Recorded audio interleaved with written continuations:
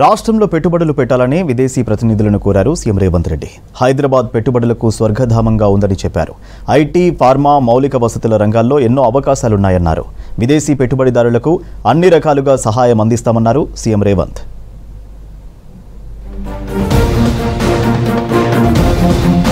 CM Revanth రెడ్డితో Canada high commissioner Christopher Cooter బృందం భేటీ అయింది. IT, pharma, aerospace, defence, urban ఇన్ఫ్రాస్ట్రక్చర్లో కెనడాతో భాగస్వామ్యాన్ని మరింత ముందుకు తీసుకువెళ్లడంపై చర్చించారు. రాష్ట్ర ప్రభుత్వం చేపట్టిన ప్రతిష్టాత్మక ప్రాజెక్టులను కెనడా హై కమిషనర్కు వివరించారు CM Revanth. Startups, education, advanced technology సెంటర్లలో పెట్టుబడులు పెట్టాలని కోరారు.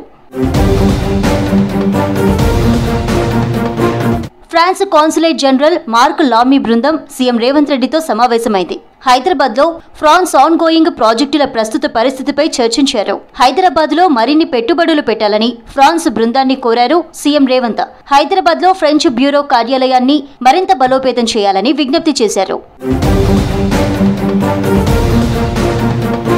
ముఖ్యమంత్రి రేవంత్ రెడ్డిని మర్యాదపూర్వకంగా కలిశారు బోధన్ ఎమ్మెల్యే సుదర్శన్ రెడ్డి. ఇటీవల సంక్షేమ అభివృద్ధి కార్యక్రమాల సలహాదారుగా సుదర్శన్ రెడ్డిని నియమించింది రాష్ట్ర ప్రభుత్వం. దీంతో సీఎం రేవంత్ ను కలిసి శాలువాతో సత్కరించారు సుదర్శన్ రెడ్డి.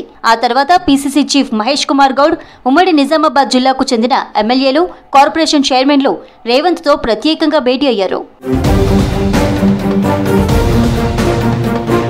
మోంతా తుఫాన్తో నష్టపోయిన రైతులను ఆదుకోవాలని సీఎం రేవంత్ రెడ్డికి లేఖ రాశారు రైతు కమిషన్ చైర్మన్ కోదండరెడ్డి, సభ్యులు కేవీఎన్ రెడ్డి, భూమి సునీల్. తుఫాన్తో ఎన్నడూ లేని విధంగా లక్షల ఎకరాల్లో పంట నష్టం జరిగిందని చెప్పారు. వివిధ దశల్లో ఉన్న పంటలు తుఫాన్తో దెబ్బతిన్నాయన్నారు.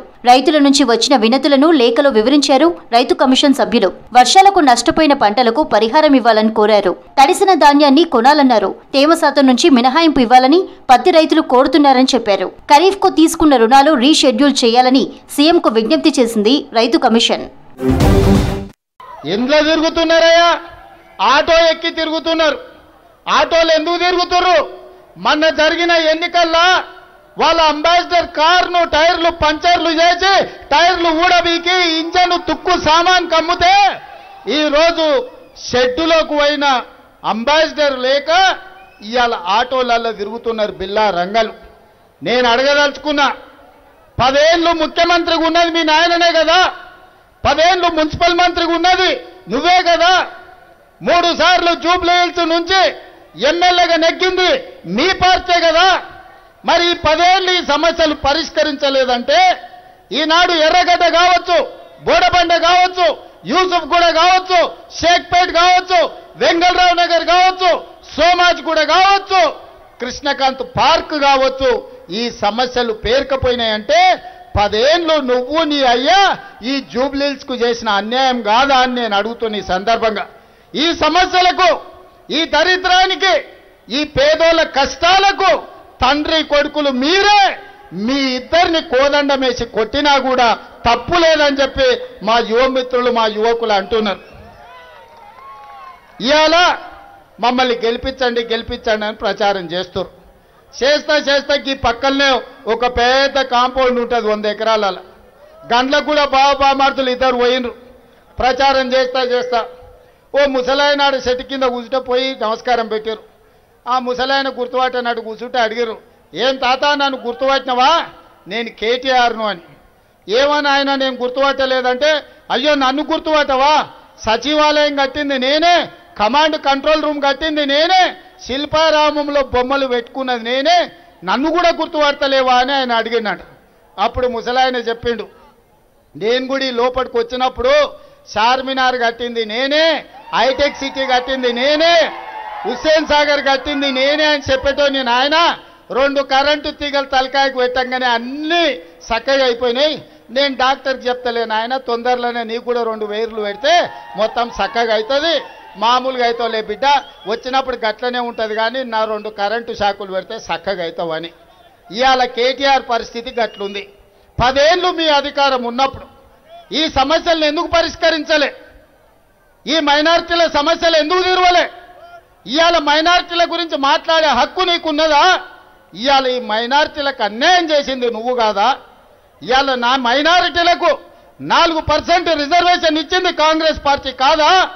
ఇవాళ నరేంద్ర మోడీతోని జంట కట్టి ట్రిపుల్ తలాక్లో 370 ఆర్టికల్లో ఈరోజు సిటిజన్ అమెండ్మెంట్ యాక్ట్లో నరేంద్ర మోడీకి ఓట్లేసి రాజ్యసభ లోక్సభలో గెలిపించింది మీరు కాదా? ఇవాళ ఈ హైదరాబాదు నగరంలో ఆనాడు డాక్టర్ వైఎస్ రాజశేఖర రెడ్డి కట్టిన మెట్రోనే ఉంది, ఔటర్ రింగ్ రోడ్ ఆనాడు మేమేసిందే ఉంది, అంతర్జాతీయ ఎయిర్పోర్టు మేం కట్టిందే ఉంది. ఇవాళ ఐటీ కంపెనీలు ఫార్మా కంపెనీలు మేం తెచ్చినవే ఉన్నాయి. ఇవాళ లక్షలాది మంది ఇతర రాష్ట్రాల నుంచి వచ్చి హైదరాబాదు నగరంలో ఉద్యోగాలు ఉపాధి పొందుతుండ్రంటే ఆనాడు చంద్రబాబు నాయుడు గారు డాక్టర్ వైఎస్ రాజశేఖర రెడ్డి గారు చేసిన అభివృద్ధి తప్ప చంద్రశేఖరరావు చేసింది ఎక్కడుందో చెప్పమని నేను అడుగుతున్నా. నేను ముఖ్యమంత్రి అయినాక మీరు ఆలోచన చేయండి, చదువుకున్న యువకులారా మీరు ఆలోచన చేయండి. మొదటి సంవత్సరంలోనే ఎల్బీ స్టేడియం సాక్షిగా 70,000 ప్రభుత్వ ఉద్యోగాలు భర్తీ చేసి నిరుద్యోగ సమస్యను పరిష్కరించే ప్రయత్నం చేసిన. ప్రైవేటు కంపెనీల్లో 2 లక్షల పైన కోట్లు పెట్టుబడులు తెచ్చి 1,00,000 ఉద్యోగాలు ఇవాళ ప్రైవేట్ కంపెనీలలో మనం ఇచ్చినాం. ఇవాళ ప్రభుత్వాన్ని 10 ఏళ్ళు మీరు నడిపితే 2 ఏళ్ళు కూడా కాలేదు. 2 ఏళ్ళు కాకముందే మీరు దిగిపోండి దిగిపోండి దిగిపోండి అంటుండు. నీకేమైనా ఎర్రి పట్టిందా కేటీఆర్? 5 ఏళ్ళ కోసం ప్రజలు ఓటేసారు, చేయాల్సినవి ఉన్నాయి. ఇవాళ ఈడున్న పేదోళ్ళని అడుగుతున్నా, రాష్ట్రం మొత్తం లక్షలాది రేషన్ కార్డులు మేము ఇచ్చినాం, మీరు ఇవ్వకపోతే ఒక్క జూబ్లీహిల్స్ శాసనసభ నియోజకవర్గంలో 14,159 రేషన్ కార్డులు ఇవాళ ఈ పేదోళ్లకు పంచిపెట్టిన మేం కాదా? ఈరోజు పేదోళ్లకు 200 యూనిట్లు 60 లక్షల కుటుంబాలకు ఇవాళ ఉచిత కరెంటు ఇళ్లలో మేము ఇస్తున్నది మేం కాదా? ఇవాళ పేదోళ్లకు సన్నబియ్యం పెడుతూ ఇస్తున్నది మేం కాదా? మా అక్కలీడుండ్రు ఆయన దొడ్డు బియ్యం వచ్చినప్పుడు ఎప్పుడైనా వండిర్రా అక్క? పిల్లలకు పెట్టిర్రా? బుక్కెడు పువ్వనైనా కేసీఆర్ ఇచ్చిన బియ్యంతో పెట్టిర్రా? ఇవాళ మీ తమ్ముడు ముఖ్యమంత్రి అయినాక మీకు సన్నబియ్యం ఇస్తున్నాడా లేదా? సన్నబియ్యం వస్తున్నాయా లేదా? మీ రేషన్ కార్డు మీకు అందిందా లేదా? మీకు ఉచితంగా కరెంటు వచ్చిందా లేదా? ఇవన్నీ పక్కన పెట్టుర్రి. నిన్న మన ఆటో వాళ్ళని వేసుకొని జమ చేసారు. ఆటో వాళ్ళకి అన్యాయం జరుగుతుందని వాళ్ళని ఎట్లా ఆదుకోవాలనో ముఖ్యమంత్రిగా నేను ఆలోచన చేస్తా. ఇవాళ మా ఆడబిడ్డలకు బస్సులో ఉచిత ప్రయాణం ఇస్తే రద్దు చేయమని తిరుగుతున్నారు బామ్మార్దులు. గింత గలీజ్ వేషాలు వేస్తున్నారు టీఆర్ఎస్ వాళ్ళు. మా అక్కలకు ఆర్టీసీలో బస్సు ఉచిత ప్రయాణం ఇస్తే వాళ్ళ కడుపు మంట ఏందని నేను అడుగుతున్నా.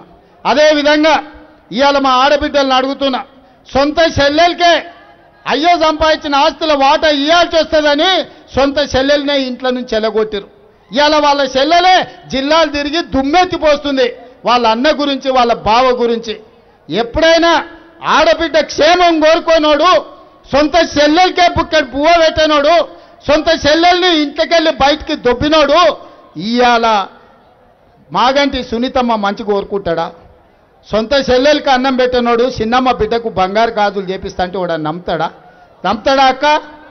సొంత చెల్లెకి అన్నం పెట్టినోడు చిన్నమ్మ బిడ్డకు బంగారు గాజులు చేపిస్తాడా? ఇవాళ అట్లాంటి అబద్ధాలతోని కేటీఆర్ మన దగ్గరకు వస్తున్నాడు. అందుకే ఈ పేద ప్రజలకు రేషన్ కార్డు రావాలన్నా, ఈ పేద ప్రజలకు 200 యూనిట్లు ఉచిత కరెంట్ ఇవ్వాలన్నా, ఈ పేద ప్రజలకు సన్న బియ్యం మీకు అందాలన్నా, ఈ పేదింటి ఆడబిడ్డలు బస్సులో ఉచితంగా ప్రయాణం చేయాలన్నా, రేపు మీ బస్తీలలో ఇంటి జగాలో ఉన్న వాళ్లకు ఇందిరమ్మ ఇల్లు కట్టుకోవడానికి పేదవాళ్లకు 5 లక్షల రూపాయలు ఇవ్వాలన్నా నవీన్ యాదవ్ను గెలిపించండి. ఇవాళ ఈ నగరంలో కంటోన్మెంట్లో మొన్న జరిగిన ఉప ఎన్నికల్లో శ్రీ గణేష్ను గెలిపించిన ఈ వేదిక మీదనే ఉన్నాడు ఎమ్మెల్యేగా. ఇవాళ శ్రీ గణేష్ను కంటోన్మెంట్లో గెలిపిస్తే ఇవాళ కంటోన్మెంట్ అభివృద్ధి కార్యక్రమాలు చేపట్టినాం. దాదాపుగా 4,000 కోట్ల రూపాయలతోని అక్కడ రోడ్లు, తాగనిక నీళ్లు, ఎలివేటెడ్ కారిడార్లు, మిలిటరీ వాళ్ళ దగ్గర ఉన్న భూములు, ఇండ్ల పట్టాలు ఇప్పించడానికి ఇవాళ మనం ప్రయత్నం చేస్తున్నాం. అందుకే సోదరులారా, బోడబండ ఎర్రగడ్డ బాగుపడాలంటే ఈ గడ్డ మీద కాంగ్రెస్ పార్టీ జెండా ఎగరేయాలి. ఆనాడు నేను మీ దగ్గరికి వచ్చిన మీకు విజ్ఞప్తి చేసిన అజరుద్దీన్ను గెలిపించండి మంత్రిని చేస్తా అని. కానీ ఆనాడు తప్పిదం జరిగింది, అజర్బాయ్ గెలవలేదు. అయినా మీకు ఇచ్చిన మాట ప్రకారం మాట తప్పను మడమ తిప్పను అని అజరుద్దీన్ను మంత్రిని చేసి మీ దగ్గరికి తెచ్చినాకనే ఈ జూబ్లీహిల్స్లో ఓట్లు అడగడానికి వచ్చిన. బీహార్లో ఎన్నికల ప్రచారం జోరుగా కొనసాగుతోంది. జంగిల్ రాజ్ పాలన కావాలో సుపరిపాలన కావాలో ప్రజలే నిర్ణయించుకోవాలన్నారు ఎన్డీఏ నేతలు. అభివృద్ధి కొనసాగాలంటే మరోసారి ఎన్డీఏను గెలిపించాలన్నారు. ఓట్ల కోసం బీజేపీ విభజన రాజకీయాలు చేస్తుందన్నారు కాంగ్రెస్ నేత ప్రియాంక గాంధీ. పేరుకే నితీష్ కుమార్ సీఎం అని, అధికారమంతా బీజేపీ చెలాయిస్తోందని విమర్శించారు.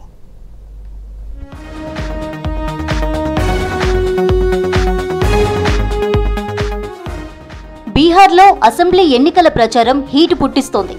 ఫస్ట్ ఫేజ్ పోలింగ్కు మరో 5 రోజులే ఉండడంతో అధికార విపక్ష పార్టీలు పోటాపోటీగా ప్రచారాన్ని చేస్తున్నాయి. ఓటర్లను తమ వైపు తిప్పుకోవడానికి వ్యూహాలు సిద్ధం చేస్తున్నాయి. మొదటి విడత పోలింగ్ జరిగే ప్రాంతాల్లో లీడర్లు సుడిగాలి పర్యటనలు చేస్తున్నారు.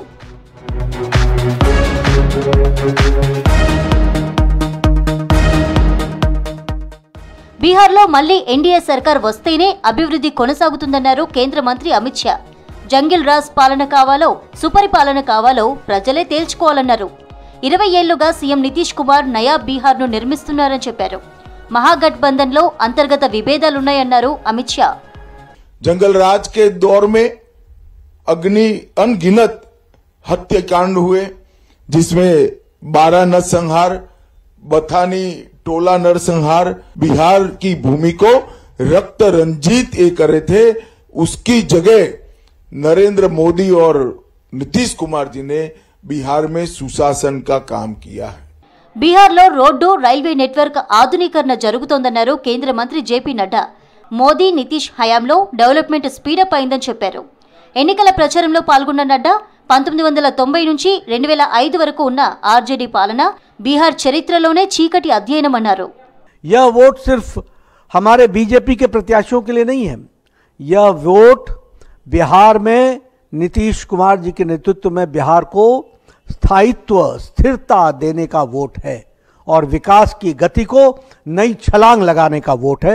ये हमको याद रखना चाहिए. బీహార్ అసెంబ్లీ ఎన్నికలకు ముందు ప్రజలను ఉద్దేశించి వీడియో రిలీజ్ చేశారు సీఎం నితీష్ కుమార్. 20 ఏళ్లుగా రాష్ట్ర అభివృద్ధి, ప్రజల సంక్షేమం కోసం కృషి చేసినట్లు చెప్పారు. జేడీయూ పాలనలో మహిళలకు భద్రత పెరిగిందన్నారు. తన ఫ్యామిలీని పక్కన పెట్టి ఇన్నాళ్లు ప్రజల కోసమే పనిచేశానని చెప్పారు సీఎం నితీష్. एनडीए की सरकार होने से विकास की गति में काफी तेजी आई है. 6 नवंबर तथा 11 नवंबर को ज्यादा से ज्यादा संख्या में अपने मतदान केंद्र पर पहुंचकर अपना मतदान करें. బీహార్లో ఓట్ల కోసం ఎన్డీఏ సర్కార్ విభజన రాజకీయాలు చేస్తోందన్నారు కాంగ్రెస్ నేత ప్రియాంక గాంధీ. నకిలీ జాతీయవాదాన్ని బీజేపీ ప్రచారం చేస్తోందని విమర్శించారు. బెగూసరాయ్లో ఎన్నికల ప్రచారంలో పాల్గొన్న ప్రియాంక ఓటమి భయంతోనే ఓట్ల చోరీకి పాల్పడిందని ఫైర్ అయ్యారు. जिससे आपके वोट काटे गए हैं, इससे आपके रोज के जीवन पर क्या असर पड़ेगा? आपके रोज के जीवन में कई ऐसी चीजें हैं जो स्कीम द्वारा आपको मिलती हैं, जो सरकार द्वारा मिलती हैं. तब कोई नहीं रहता आपका सहारा, कोई नहीं आता.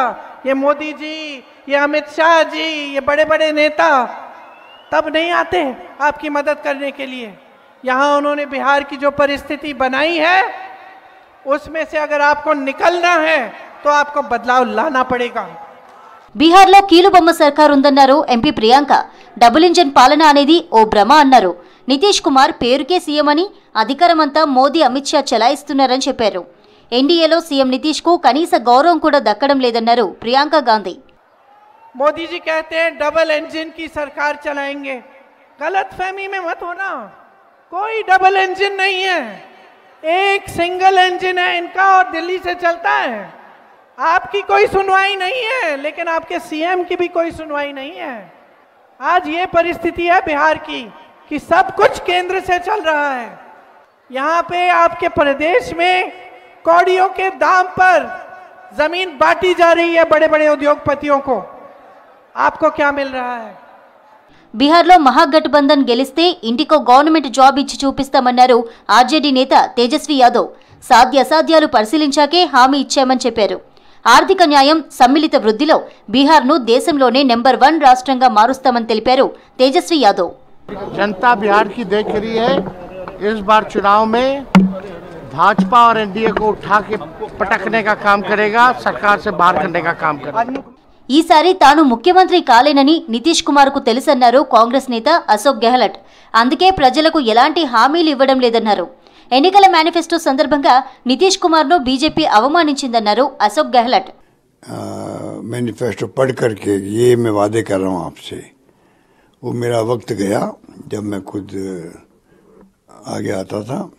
अब तो ये स्थिति है कि जो ये लाए हैं मैनिफेस्टो तो इनको पढ़ने दीजिए. तो बीजेपी के जो डिप्टी सीएम हैं उन्होंने मैनिफेस्टो पढ़ा बाद में फॉर्मेलिटी करने के लिए और नीतीश कुमार चले गए. तो अमित शाह जी ने पहले ऐसा यही था कि चुनाव के बाद तय करेंगे कौन चेहरा हो मुख्यमंत्री का. బీహార్ ఎలక్షన్స్ లో జన్ సురాజ్ పార్టీ మెజార్టీ సీట్లు గెలుస్తుందన్నారు ఆ పార్టీ ఫౌండర్ ప్రశాంత్ కిషోర్. తమ పార్టీకి వస్తే 150కి పైగా సీట్లు వస్తాయని, లేదంటే 10 కంటే తక్కువకే పరిమితం కావచ్చన్నారు.